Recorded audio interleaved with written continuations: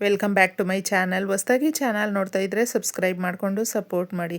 ವಾರಾಹಿ ದೇವಿಯ ಆಶೀರ್ವಾದ ಅನುಗ್ರಹ ಎಲ್ಲರ ಮೇಲೂ ಇರಲಿ ಅಂತ ವಿಡಿಯೋ ಪ್ರಾರಂಭ ಮಾಡ್ತಾ ಇದ್ದೀನಿ. ಸ್ನೇಹಿತರೆ, ಪ್ರತಿಯೊಂದು ದಿನ ಕೂಡ ನಮಗೆ ಒಂದಲ್ಲ ಒಂದು ರೀತಿಯಲ್ಲಿ ಒಂದು ವಿಶೇಷತೆ ಅನ್ನೋದು ಇದ್ದೇ ಇರುತ್ತೆ. ಯಾಕಂದರೆ ವಾರದಲ್ಲಿ 7 ದಿನ ಬರುತ್ತೆ. ಈ 7 ದಿನಗಳು ಕೂಡ ಒಂದೊಂದರ ಸಂಕೇತ ಅಂತ ಹೇಳಬಹುದು.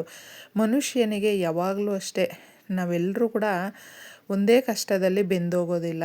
ಒಬ್ಬೊಬ್ಬರಿಗೆ ಒಂದೊಂದು ರೀತಿಯಲ್ಲಿ ಸಮಸ್ಯೆಗಳು ಅನ್ನೋದು ಇರುತ್ತೆ. ಒಬ್ಬರಿಗೆ ಈ ದಿನ ಒಳ್ಳೆಯದಾಗಿದ್ದರೆ ಇನ್ನೊಬ್ಬರಿಗೆ ಕೆಟ್ಟದ್ದು ಅನ್ನೋ ಥರ, ಒಬ್ಬರು ಸಂತೋಷವಾಗಿದ್ದರೆ ಇನ್ನೊಬ್ಬರು ದುಃಖವಾಗಿ ಇರ್ತಾರೆ. ಆ ಥರ ಎಲ್ರಿಗೂ ಕೂಡ ಎಲ್ಲ ಸಮಯಗಳಲ್ಲೂ ಕೂಡ ಭಗವಂತನು ಕಷ್ಟ ಕೊಟ್ಟುಬಿಡೋದಿಲ್ಲ. ಕಷ್ಟ ಕೊಟ್ಟಿದ್ದರೂ ಕೂಡ ಅದರಿಂದ ಹಂಗೆ ಸುಖವನ್ನು ಕೊಡೋದುಂಟು. ಅದಕ್ಕೋಸ್ಕರ ಅಮಾವಾಸ್ಯೆ ಅನ್ನುವಂಥದ್ದು ನಮಗೆ ಶುಕ್ರವಾರ ಬಂದಿದೆ. ಶುಕ್ರ ಅಮಾವಾಸ್ಯೆ ಅಂತ ಹೇಳ್ತೀವಿ. ಸಾಧಾರಣವಾಗಿ ಶುಕ್ರವಾರದ ದಿನ ಅಂತ ಹೇಳಿದ್ರೇ ಒಂದು ಹಬ್ಬದ ರೀತಿಯಲ್ಲಿ ಹೆಣ್ಮಕ್ಳು ಮನೆ ಹಾಗೂ ಮನೆ ಅಂಗಳ ಎಲ್ಲವನ್ನು ಶುದ್ಧ ಮಾಡಿಕೊಂಡು ಕ್ಲೀನ್ ಮಾಡಿಕೊಂಡು ಆ ಒಂದು ಪೂಜೆಗೆ ಸಿದ್ಧತೆ ಮಾಡಿಕೊಳ್ಳುವಂಥದ್ದು. ಅವ್ರ ಕೈಯಲ್ಲಿ ಏನು ತೋಚುತ್ತೋ ಅದನ್ನು ಪೂಜೆ ರೆಡಿ ಮಾಡಿಕೊಂಡು ನೈವೇದ್ಯ ಇಡುವಂಥದ್ದು. ಇದು ಎಲ್ಲವೂ ಕೂಡ ಅವರವರ ಶಕ್ತಿಯ ಅನುಸಾರ ಮಾಡಿಕೊಳ್ಳುವಂಥದ್ದು ಇರುತ್ತೆ.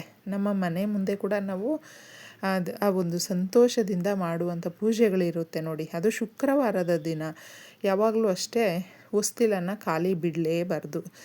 ಅರಿಶಿಣ ಕುಂಕುಮ ಇಟ್ಟು ನಾವು ನೀಟಾಗಿ ಅಕ್ಕಿ ಹಿಟ್ಟಿನಿಂದ ರಂಗೋಲಿ ಬಿಡಿಸ್ಬೇಕು. ಹೂವನ್ನು ಇಟ್ಟು ಅಲಂಕಾರ ಮಾಡಬೇಕು. ಇನ್ನು ಅಮಾವಾಸ್ಯೆ ಆಗಿರೋದ್ರಿಂದ ಈ ಪರಿಹಾರವನ್ನು ಮಾಡ್ಕೊಳ್ಳಿ. ಅದರ ಜೊತೆ ಲಕ್ಷ್ಮೀಯ ವಾರ ಬೇರೆ ಕೂಡಿ ಬಂದಿದೆ. ಸಂಧ್ಯಾ ಸಮಯದಲ್ಲಿ ಸಾಧ್ಯವಾದಷ್ಟು ಈ ಪರಿಹಾರವನ್ನು ಮಾಡ್ಕೊಳ್ಳಿ. ಜೀರಿಗೆ ಪ್ರತಿಯೊಬ್ಬರಿಗೂ ಗೊತ್ತಿರುವಂಥದ್ದೇ.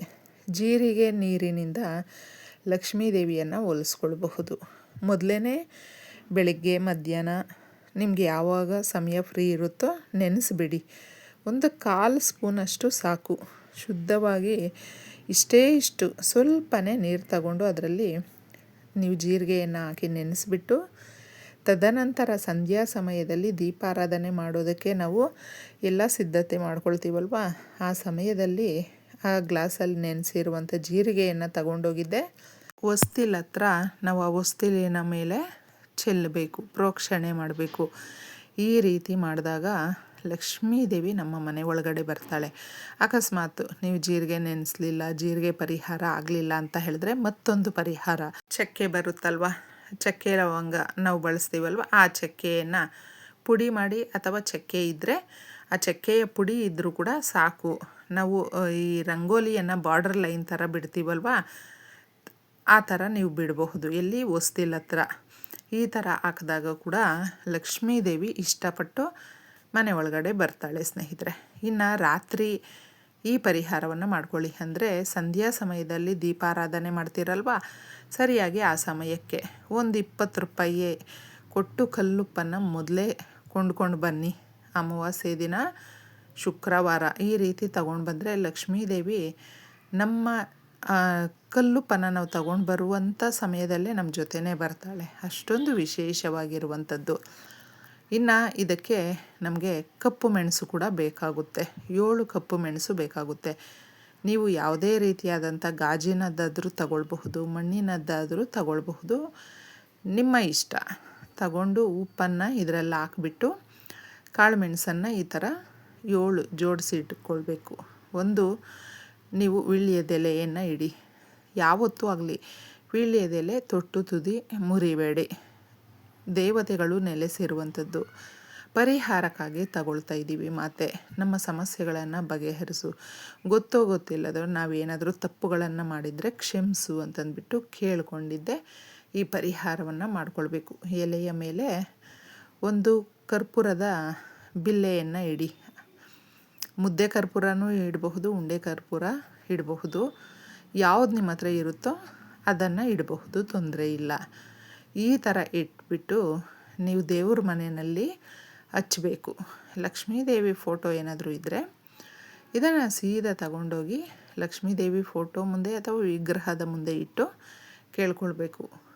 ಸಾಧ್ಯ ಆದರೆ ನೀವು ಶುಕ್ರವಾರ ಪ್ಲಸ್ ಅಮಾವಾಸ್ಯೆ ಕೂಡಿ ಬಂದಿದೆ, ಐಶ್ವರ್ಯ ದೀಪ ಕೂಡ ಹಚ್ಕೊಳ್ಬಹುದು. ಸೇಮ್ ಚಿಕ್ಕದಾಗಿ 2 ದೀಪಗಳನ್ನು ರೆಡಿ ಮಾಡಿಕೊಂಡು ಒಂದು ದೀಪದಲ್ಲಿ ನಾವು ಕಲ್ಲುಪ್ಪನ್ನು ತುಂಬಿಸ್ಕೊಂಡು ಇನ್ನೊಂದ್ರ ಮೇಲೆ ಸಾಧಾರಣವಾಗಿ ಯಾವ ರೀತಿ ದೀಪ ಹಚ್ತೀವೋ ಅದೇ ಥರನೇ ದೀಪವನ್ನು ನೀವು ಪ್ರತಿಷ್ಠಾಪನೆ ಮಾಡ್ಕೊಳ್ಬಹುದು. ಈ ರೀತಿ ಐಶ್ವರ್ಯ ದೀಪವನ್ನು ಕೂಡ ಅಮಾವಾಸ್ಯೆ ಶುಕ್ರವಾರ ಕೂಡಿ ಬಂದಿರೋದ್ರಿಂದ ಹಚ್ಚೋದ್ರಿಂದ ಎಲ್ಲ ರೀತಿಯ ಅಭಿವೃದ್ಧಿ ಅನ್ನೋದು ಪ್ರಾರಂಭ ಆಗುತ್ತೆ. ಸಾಧ್ಯ ಆದರೆ ಅದನ್ನು ಮಾಡ್ಕೊಳ್ಳಿ, ಇಲ್ಲಾಂದರೆ ಈ ಪರಿಹಾರವನ್ನು ಮಾಡ್ಕೊಳ್ಬಹುದು. ಈ ಥರ ಇಟ್ಬಿಟ್ಟು ಕೇಳ್ಕೊಳ್ಳಿ, ಗಟ್ಟಿಯಾದಂಥ ಸಂಕಲ್ಪವನ್ನು ಮಾಡ್ಕೊಳ್ಬೇಕು. ಇಲ್ಲಿ ನಂಬಿಕೆಯೇ ದೊಡ್ಡದಾಗಿ ನಮಗೆ ಕೆಲಸ ಮಾಡುವಂಥದ್ದು. ಯಾಕಂದರೆ ನಾವು ಎಷ್ಟೇ ಪರಿಹಾರಗಳು ಮಾಡಿಕೊಂಡ್ರು ಎಷ್ಟೇ ಖರ್ಚು ಮಾಡಿದ್ರೂ ಕೂಡ ಮುಖ್ಯವಾಗಿ ನಮಗೆ ಇರಬೇಕಾಗಿರುವಂಥದ್ದು ನಂಬಿಕೆ. ನಾವು ಇಟ್ಟಿರುವ ಕೆಲಸ ನಡಿಬೇಕು ಅಥವಾ ಕಾರ್ಯ ನಡಿಬೇಕು, ನಾವು ಅಂದುಕೊಂಡಿರುವ ಎಲ್ಲ ರೀತಿಯ ಸಮಸ್ಯೆಗಳು ಕೂಡ ಬಗೆಹರಿದು ನಮ್ಮ ಮನೆಯಲ್ಲಿ ನಾವು ಚೆನ್ನಾಗಿರಬೇಕು. ಈ ಥರ ಯಾವುದೇ ನಿಮಗೆ ಇನ್ಕಂಪ್ಲೀಟ್ ಇದ್ದರೂ ಕೂಡ ಅದನ್ನು ಕೇಳ್ಕೊಳ್ಳಿ. ಇದನ್ನು ಏನು ಮಾಡಬೇಕು ಅಂದರೆ 48 ಗಂಟೆಗಳು ನಿಮ್ಮ ಮನೆಯಲ್ಲೇ ಬಿಟ್ಟುಬಿಡಬೇಕು ಸ್ನೇಹಿತರೆ, ದೇವ್ರ ಮನೆಯಲ್ಲಿ ಬಿಟ್ಟುಬಿಡಬೇಕು. ಅಕಸ್ಮಾತ್ ನಮ್ಮ ಮನೆಯಲ್ಲಿ ನಕಾರಾತ್ಮಕ ಶಕ್ತಿಗಳು ಇದೆ, ಕಷ್ಟ ತುಂಬ ಇದೆ ಅಂತ ಹೇಳಿದ್ರೆ ಗೊತ್ತಾಗ್ಬಿಡುತ್ತೆ. ತೇವಾಂಶ ಆಗುತ್ತೆ ಹಾಗೂ ಕಲ್ಲುಪ್ಪು ಒಂದು ಬೇರೆ ರೀತಿಯಲ್ಲಿ ನಮಗೆ ಚೇಂಜ್ ಆಗುತ್ತೆ ಕಲ್ಲರು. ಇದನ್ನು ನೀವು ಅರ್ಥ ಮಾಡಿಕೊಂಡು 48 ಗಂಟೆಗಳು ಬಿಟ್ಬಿಡಬೇಕು. ತದನಂತರ ಇದನ್ನು ನೀವು ಇದರಲ್ಲಿ ಇರುವಂಥದ್ದನ್ನು ಹಾಗೆ ತಗೊಂಡೋಗಿ ಒಂದು ಕವರಲ್ಲಿ ಹಾಕ್ಕೊಂಡು ಸೀದಾ ತಗೊಂಡೋಗಿ ಹರಿಯುವ ನೀರೇನಾದರೂ ಇದ್ದರೆ ಹಾಕಬಹುದು, ಇಲ್ಲಾಂದರೆ ಗಿಡ ಮರಗಳು ಓಡಾಡದೇ ಇರುವಂಥ ಜಾಗದಲ್ಲಿ ಹಾಕ್ಬಿಟ್ಟು ಬರಬಹುದು. ಈ 48 ಗಂಟೆಗಳು ನಾವು ದೇವ್ರ ಮನೆಯಲ್ಲಿ ಇಟ್ಟಿರ್ತೀವಿ ನೋಡಿ, ಅದರ ಕೆಲಸ ತನ್ನ ಪಾಡ್ಗದು ಮಾಡ್ತಾ ಇರುತ್ತೆ. ಎಲ್ಲ ರೀತಿಯ ನಕಾರಾತ್ಮಕ ಶಕ್ತಿಗಳನ್ನೆಲ್ಲ ಕೂಡ ಹೇಳ್ಕೊಳ್ತಾ ಇರುತ್ತೆ ಸ್ನೇಹಿತರೆ.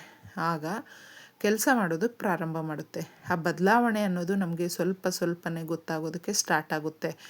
ಈ ರೀತಿ ಒಂದು ಅಮಾವಾಸ್ಯೆ ಮಾಡಿ ಸುಮ್ಮನೆ ಇದ್ಬಿಡಬೇಡಿ. ಬರುವಂಥ ಒಂದು 4-5 ಅಮಾವಾಸ್ಯೆಗಳು ಸೇಮ್ ಇದೇ ಥರನೇ ಮಾಡ್ಕೊಳ್ಳಿ. ಇದಕ್ಕೆ ನಾವು ದೊಡ್ಡದಾಗಿ ಖರ್ಚು ಮಾಡುವಂಥದ್ದೇನೂ ಇಲ್ಲ. ಹೇಗಿದ್ದರೂ ನಾವು ಉಪ್ಪನ್ನು ತಗೊಂಡು ಬರ್ತೀವಿ, ಪರಿಹಾರಕ್ಕೆ ಸ್ವಲ್ಪ ತಗೊಳ್ತೀವಿ, ಇನ್ನು ಮಿಕ್ಕಿದ್ದೆಲ್ಲ ನಾವು ಅಡುಗೆಗೆ ಬಳಸ್ಕೊಳ್ತೀವಿ. ಈ ರೀತಿ ಇರಬೇಕಾದ್ರೆ ನಾವು ವ್ಯರ್ಥ ಕೂಡ ಎಲ್ಲೂ ಮಾಡ್ತಾಯಿಲ್ಲ. ಗಮನದಲ್ಲಿ ಇಟ್ಕೊಂಡು ಒಂದು 4-5 ಅಮಾವಾಸ್ಯೆಗಳು ಮಾಡ್ಕೊಳ್ಳಿ. ಅದರಲ್ಲಾಗುವಂಥ ಬದಲಾವಣೆಗಳು, ಚೇಂಜಸ್ಸು ನೀವು ನೋಡಬಹುದು. ಇಷ್ಟು ಸುಲಭವಾಗಿ ಮಾಡಿಕೊಳ್ಳಿ, ಎಲ್ರಿಗೂ ಕೂಡ ಒಳ್ಳೆಯದಾಗುತ್ತೆ. ಧನ್ಯವಾದಗಳು.